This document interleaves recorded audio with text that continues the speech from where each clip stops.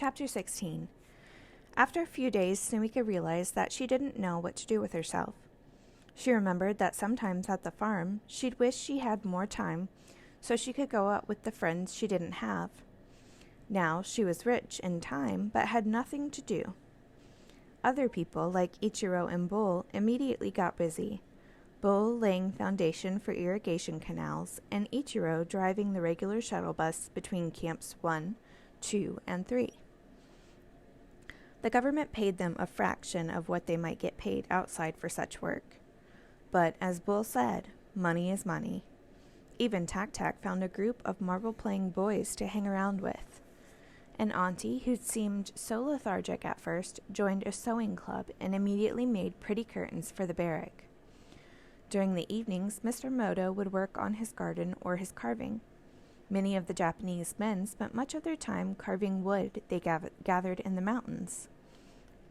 Every so often, some of them would walk to the mountains or even drive one of the tractors there, but nobody ever tried to escape. Sometimes Sumiko just sat around watching Mr. Moto carve wood or dig as in his soon-to-be garden. He was one of the minority of Nikki who were not farmers. "Mr. Moto," said Sumiko one day, about a week after she arrived. He was digging a big, round hole about 3 feet deep. She knew it wasn't her place to comment, but she didn't understand what he was doing. "If you're going to plant something there, you don't need to dig a hole like that." He seemed a little insulted. "I'm building a pond," he said. "Oh, I had a pond garden in my old home, so I thought I'd do the same thing here, next to my vegetables." He kept digging, ignoring her. He probably wanted her to leave him alone, but an idea had occurred to her. "Mr. Moto?" He looked up, wiping sweat from his face, and in the process smearing dirt over his only eye. "Are you going to plant any flowers?" "I don't have any flower seeds," he said. "I have some. They're the most beautiful flowers in the world," she blurted out. Of course, she hadn't actually seen Uncle Sumiko strain, but she figured his hard work must be beautiful. Mr. Moto nodded thoughtfully.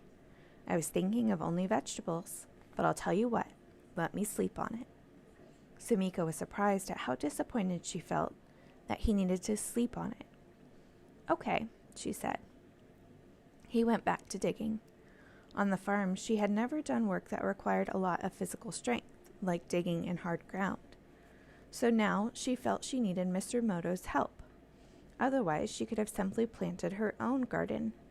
That is, if she ever found the energy. Sumiko felt the ultimate boredom closing in on her. The ultimate boredom wasn't dread of the next year or of what the government might do next. It was dread of your own mind, dread of the next day, the next hour, the next minute. You could lose your mind at any time. Like one morning, for no good reason, Sumiko actually stomped on a butterfly that landed in the dust. After she moved her foot, she saw the squished butterfly and wondered what had come over her. She hadn't thought about it beforehand, but had just suddenly stomped on that poor butterfly.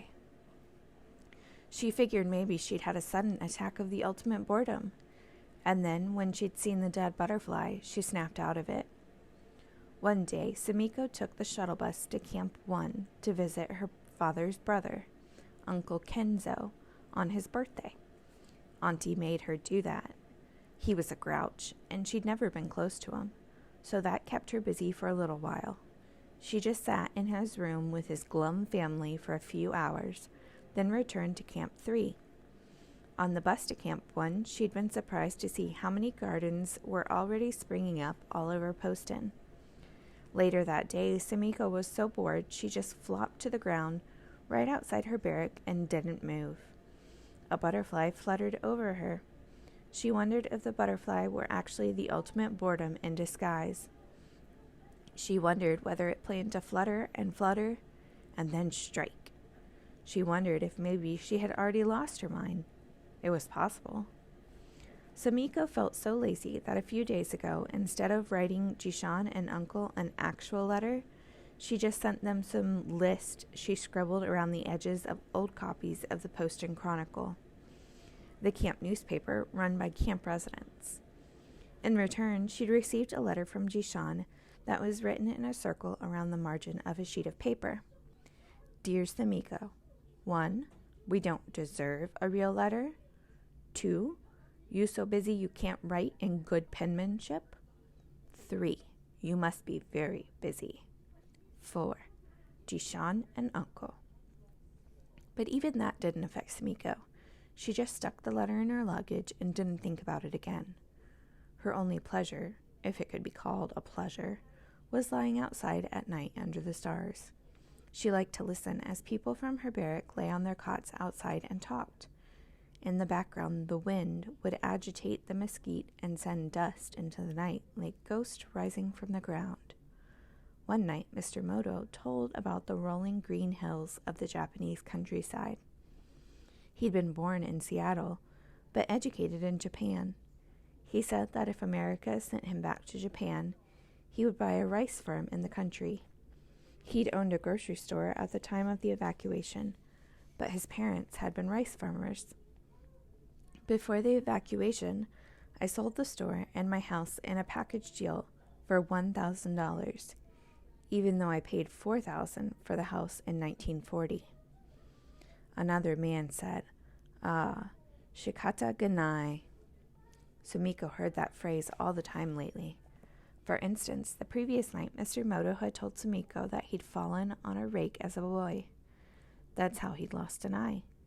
He'd said, shikata ganai. That meant, this cannot be helped.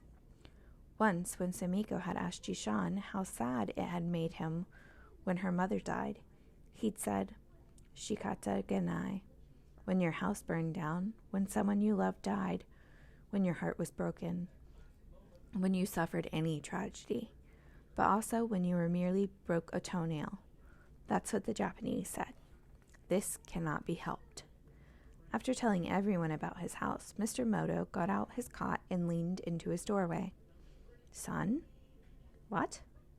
Do you want to be outside? Everybody is talking. I'm trying to sleep, Dad. So Mr. Moto returned to lie in his cot. Sumiko rarely saw Mr. Moto's son. She guessed he was just in the mood to be alone. Mr. Moto started talking about Poston. He said he'd once wanted to be a teacher, so he'd like to give little lectures once in a while. Poston is in the Sonoran Desert, he said. It's one of the hottest areas in the country. There used to be just a few buildings around here, but now the camp is the third largest town in Arizona. How did you find that out? Sumiko asked. I thought there were no maps in camp. Mr. Moto pointed to his head. They can keep the maps out of Poston, but not out of my head. I know my geography. You would have made a good teacher, Sumiko said. You. A man suddenly snapped. Quiet. And Sumiko shut her mouth instantly. She knew an Inu had just walked into view at the end of the barrack. Inu meant dog, but people used it to mean dirty dog or snitch, who worked for the white administration to spy on other Nikki. The man continued to stand there, and one by one people dragged their cots inside. Sumiko was disappointed. She liked lying outside, but she dragged her cot into her barrack. She couldn't sleep because of the heat. After a while, she heard a dust storm rising, and then she heard grunting and pounding from outside. For a second, she wasn't sure she heard the grunting, but the noises grew louder and louder. She was torn between jumping out of bed and staying as still as she could. Sweat poured from her forehead. Somehow, she knew exactly what was happening, even though she had never before heard the sick sound of a man getting beaten. She knew it was the Inu. Finally, she got up. Stay there, Ichiro and Bull ordered at the same time. They ran outside. Sumiko jumped up anyway and looked out the door with Auntie and Tak-Tak. About 40 feet away, she could make out several men kicking another man. The dust made it seem like she was watching through a veil. The man getting beaten was named Yamada, Everybody believed he was an Inu. He probably was an Inu. A woman had told Yamato that she secretly owned a camera, and the next day her barrack had been searched and the camera confiscated. Ichiro and Bull returned to the room. "Should we help him?" said Sumiko. Ichiro shook his head. "Absolutely not." Sumiko turned to Bull, but he just got back in bed and lay there. Sumiko wondered whether his eyes were wide open like her own. Yamato groaned so loudly Sumiko could hear him clearly. She heard talking, crying, shouting, pleading. She couldn't stand it. "Bull, I can't stand it," she said. "I know," he said. Guilt filled her soul. Sumiko knew in her heart that Yamato was an Inu. Some of the Inu were very friendly and smiled when they saw you. Sumiko didn't mind the people who were unhappy at their treatment, and she didn't mind the people who thought they should try to make the best of things. But like everybody else, she didn't like the Inu.